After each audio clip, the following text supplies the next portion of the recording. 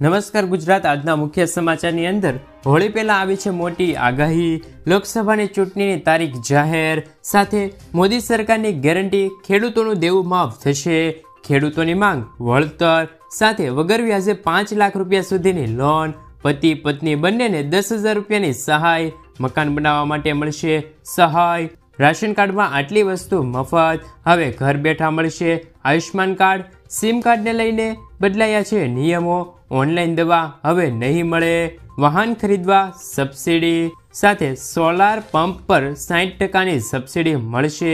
અને આજના સૌથી મોટા ખેડૂત સમાચાર. મિત્રો, દરેક સમાચાર, દરેક માહિતી જણાવું એ પહેલા ગુજરાતના જે પણ મિત્રો ચેનલ પર જો નવા આવ્યા છે, મિત્રોને ખાસ વિનંતી છે કે ચેનલને સબસ્ક્રાઈબ કરવાનું ભૂલતા નહીં. સાથે આજનો આ વિડીયો છે તેને અંત સુધી જોતા રહેજો. તો મિત્રો, અત્યારના તાજા સમાચારની અંદર વાત કરીએ તો લોકસભા ચૂંટણીની તારીખ જાહેર. મુખ્ય ચૂંટણી કમિશન રાજીવ કુમારે લોકસભા ચૂંટણીની તારીખની જાહેરાત કરી છે, જેમાં તેમણે કહ્યું છે કે લોકસભાની ચૂંટણી 7 તબક્કામાં યોજાશે, જેમાં પ્રથમ તબક્કો 19 એપ્રિલ અને બીજો તબક્કો 26 એપ્રિલ મતદાન થશે. ત્રીજા તબક્કાનું મતદાન 7 મેના રોજ અને ચોથા તબક્કાનું મતદાન છે તે 13 મેના રોજ, સાથે પાંચમા તબક્કાનું મતદાન 20 મેના રોજ અને 4 જૂને મતગણતરી થશે. મિત્રો, ત્યારબાદના સમાચારની અંદર વાત કરીએ તો ખેડૂતોની 100% દેવું માફ થશે. ગુજરાતમાં લાખો ખેડૂતો દેવામાં ડૂબેલા છે. ખેડૂતોએ 1 લાખ કરોડથી પણ વધારે રૂપિયાની લોન લીધેલી છે. ગુજરાતમાં 47.51 લાખ ખેડૂતોએ લોન લીધેલી છે. દેશના ખેડૂતોની વાત કરીએ તો દેશમાં 16 કરોડ ખેડૂતો પર 21 લાખ કરોડ રૂપિયાનું દેવું છે. દેશમાં સૌથી વધારે દેવું રાજસ્થાનના ખેડૂતોના માથે છે. રાજસ્થાનના 99.97 લાખ ખેડૂતોએ 1.47 લાખ કરોડથી પણ વધારે લોન લીધેલી છે. ખેડૂતોને લોન આપવા ખાનગી ક્ષેત્ર અને જાહેર ક્ષેત્રની બેંકો સૌથી આગળ છે. આખા ગુજરાતમાં ખેડૂતોનું દેવું 90,895 કરોડ રૂપિયાનું છે. મિત્રો, સમાચારની અંદર આગળ વધીએ તો ખેડૂતોની માંગ વળતર. લોકસભા ચૂંટણી નજીક છે ત્યારે ખેડૂત સંગઠનો પણ સરકાર સામે વિવિધ માંગો સાથે મેદાનમાં આવ્યા છે. ભારતીય કિસાન સંઘ દ્વારા તાજેતરમાં થયેલા માવઠાના કારણે કેટલાક વિસ્તારોમાં ખેડૂતોને નુકસાન થયું છે. તેનો વહેલી તકે સર્વે કરીને વળતર ચૂકવવા. ભૂતકાળમાં પણ કૃષિમાં જંગી નુકસાન થયું હતું. તેમના પાક વીમાના પ્રશ્ન હજુ સુધી મળ્યા નથી. તે તાત્કાલિક આપવા માટે માંગણી કરવામાં આવી રહેલી છે. મિત્રો, ત્યારબાદના સમાચારની અંદર વાત કરીએ તો હોળી પહેલા આવી છે મોટી આગાહી. આંબાલાલ પટેલે આગાહી કરીને કહ્યું છે કે ગુજરાતમાં 17 થી 20 માર્ચ દરમિયાન માવઠું પડી શકે છે. કરા સાથે કમોસમી વરસાદ પડી શકે છે. 19 થી લઈને 24 માર્ચ દરમિયાન વાદળછાયું વાતાવરણ રહી શકે છે. કેટલાક ભાગોમાં 26 માર્ચ સુધી વાદળછાયું વાતાવરણ રહેશે. આવામાં મહત્તમ તાપમાન 40 થી 41 ડિગ્રી રહી શકે છે. પશ્ચિમી સૌરાષ્ટ્રમાં દરિયા કિનારાના ભાગોમાં વધુ પવન ફૂંકાશે. દરિયાઈ કિનારામાં કેટલાક ભાગો છે ત્યાં પવન સાથે હળવા વરસાદની પણ સંભાવના જોવા મળી રહેલી છે. મિત્રો, ત્યારબાદના સમાચારની અંદર વાત કરીએ તો ખેડૂતોના વીમા ખવાઈ ગયા છે. કિસાન કોંગ્રેસ દ્વારા આક્ષેપ કરવામાં આવ્યો છે કે છેલ્લા 4 વર્ષમાં 8 વીમા કંપનીઓએ ખેડૂતોના હકમાં 40 થી વધારે 1000 કરોડ રૂપિયા વીમા કંપનીઓ છે તે ચાઉ કરી ગઈ છે. અને વિધાનસભામાં સત્તાવાર ખુલાસો થયો છે કે છેલ્લા 3 વર્ષથી ગુજરાતમાં વડાપ્રધાનની ખેડૂતો માટે મહત્વની પ્રધાનમંત્રી ફસલ વીમા યોજના બંધ હાલતમાં છે. કૃષિ મંત્રી દ્વારા સત્તાવાર ખુલાસો કરવામાં આવ્યો છે કે વીમા કંપનીઓના પ્રીમિયમ દર ઊંચા આવવાથી 3 વર્ષથી આ યોજના બંધ છે. મિત્રો, ત્યારબાદના સમાચારની અંદર વાત કરીએ તો રાશન કાર્ડમાં આટલી વસ્તુ મફત મળશે. જો તમે પણ પ્રધાનમંત્રી ગરીબ કલ્યાણ યોજનાનો લાભ લઈ રહ્યા છો તો તમને હવેથી 35 કિલો મફત અનાજ મળશે. મોદી સરકારે નવા વર્ષ માટે મોટો નિર્ણય લીધો છે અને તે માટે તમામ રાજ્યોને દિશા નિર્દેશ પર કાર્ય કરવાનું કહી દીધું છે.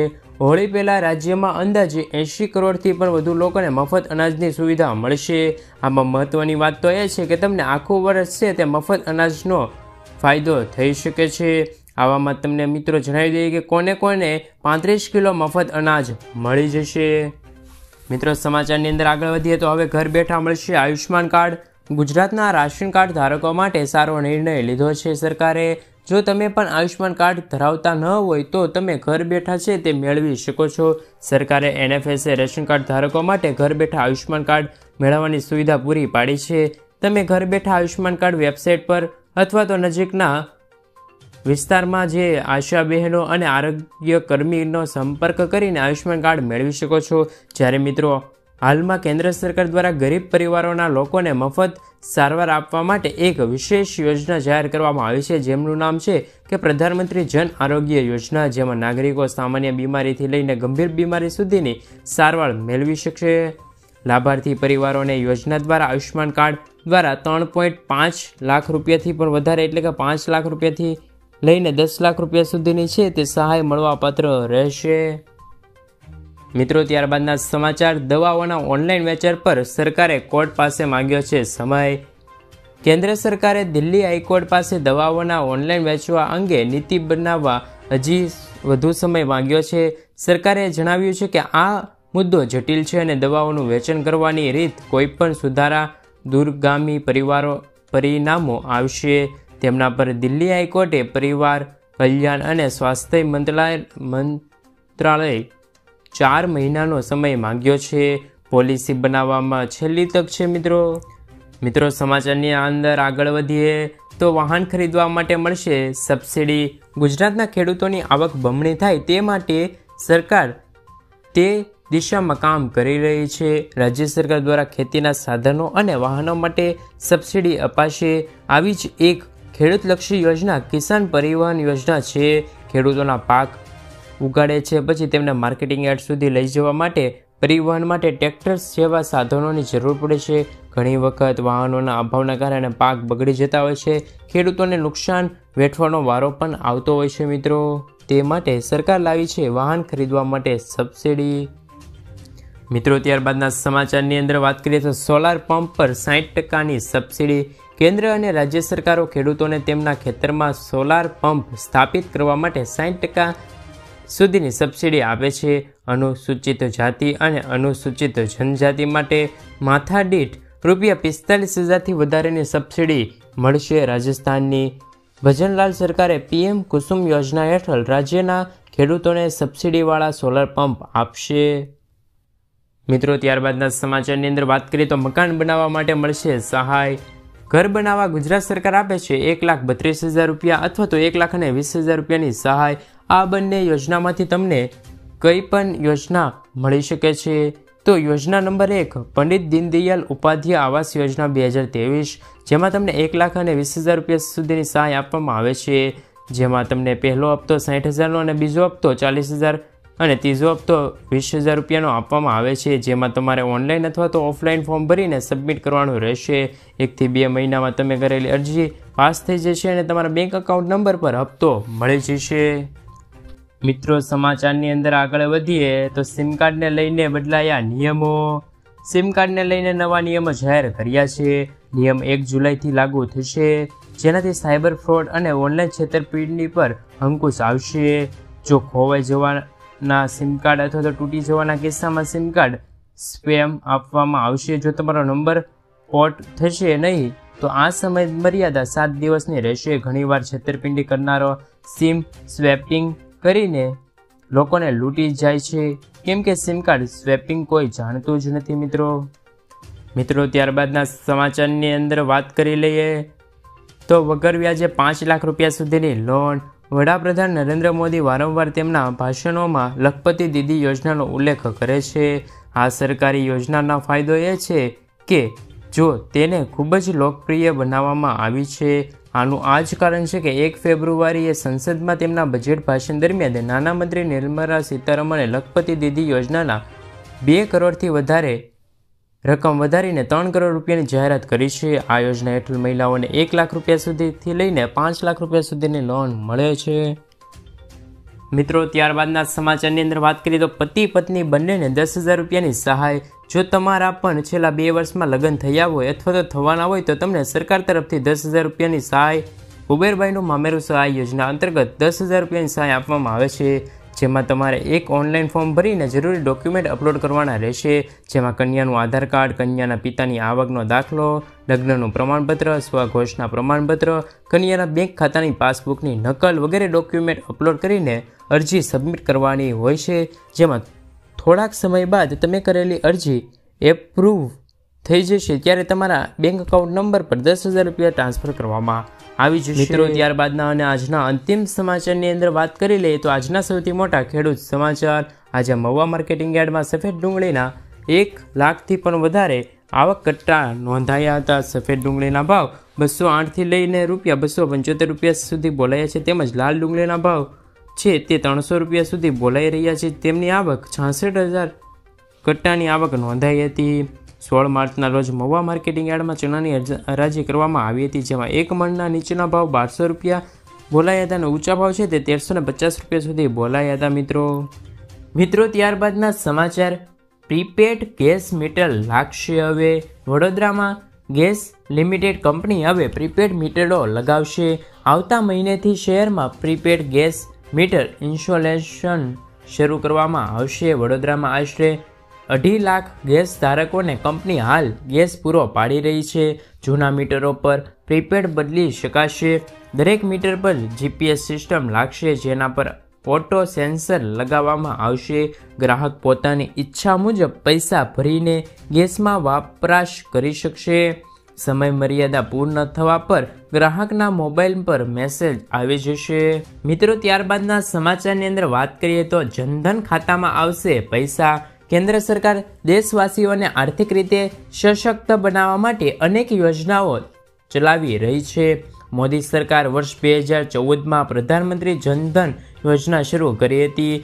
આ યોજના દેશવાસીઓને બેન્કિંગ સિસ્ટમ સાથે જોડવાના ઉદ્દેશ સાથે તેમજ સસ્તી નાણાકીય સેવાઓનો લાભ આપવા ઉદ્દેશથી શરૂ કરવામાં આવી હતી. જનધન યોજના હેઠળ 0 બેલેન્સ એકાઉન્ટ ખોલવામાં આવ્યું હતું. પ્રધાનમંત્રી જનધન યોજનાનો સૌથી વિશેષ સુવિધા તો એ જ હતી કે તમારા ખાતામાં ₹1 પણ ન હોય તો પણ તમને બેંક ખાતું ખોલવામાં આવતું હતું. મિત્રો, આગળના સમાચારની અંદર વાત કરીએ તો ખેડૂતો માટે નવી યોજના. કેન્દ્રીય કેબિનેટે ખેડૂતોના હિતમાં એક મોટી યોજનાની મંજૂરી આપી છે. કેન્દ્રીય કેબિનેટે 3.70 લાખ કરોડના ખર્ચવાળી PM પ્રણવ યોજનાને મંજૂરી આપી દીધી છે. આ યોજના હેઠળ કેન્દ્ર સરકાર રાજ્યને વૈકલ્પિક ખાતરોને પ્રમોટ કરવા માટે છે તે ખેડૂતોને વૈકલ્પિક ખાતર માટે મળશે સસ્તા ભાવે. કેબિનેટની બેઠક બાદ મનસુખ માંડવિયાએ કહ્યું છે કે આગામી 3 વર્ષમાં મોદી સરકાર ખેડૂતોના કલ્યાણ માટે 3,70,000 કરોડ રૂપિયા ખર્ચ કરશે. મિત્રો, ત્યારબાદના સમાચાર. ચૂંટણી પહેલા મોદી સરકાર મહેરબાન. સરકારે ચૂંટણી પહેલા ખેડૂતો માટે મોટી જાહેરાત કરી છે.